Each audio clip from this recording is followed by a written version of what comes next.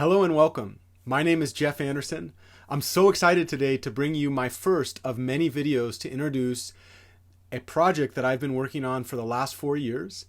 This project is designed to fit into a linear algebra classroom, an introductory linear algebra classroom, and specifically it's designed to target students who want to learn how to apply linear algebra in the real world, in the observable world around us. Students who are interested in electrical engineering, civil engineering, mechanical engineering will probably fall in love with this the most, though I'm hoping that other students will also see some benefits to this work. In the next sequence of videos, we're going to introduce some background material to help students get into the modeling process.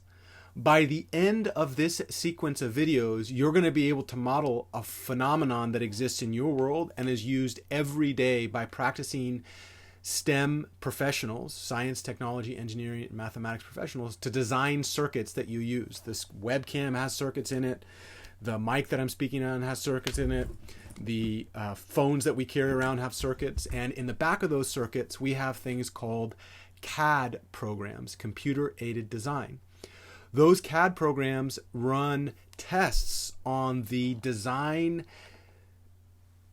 I guess you could call them plans created by electrical engineers, and those tests use mathematical simulation as a fundamental underpinning of how those things check to make sure that the designs actually produce what the engineers want to produce. This whole project allows us to see how linear algebra drives some of the background infrastructure of those CAD programs, of those computer-aided design programs. I am so excited to bring this to you. This is kind of fresh off the press. I've been dreaming about this since 2009, actually. And I'm going to give you some knowledge that I would call is quite unique in the field of linear algebra. I hope you will enjoy this as much as I do. Let's hop on to the next video where we introduce some of the background knowledge that we need to understand what's happening in the modeling phenomenon. I'll see you in the next video.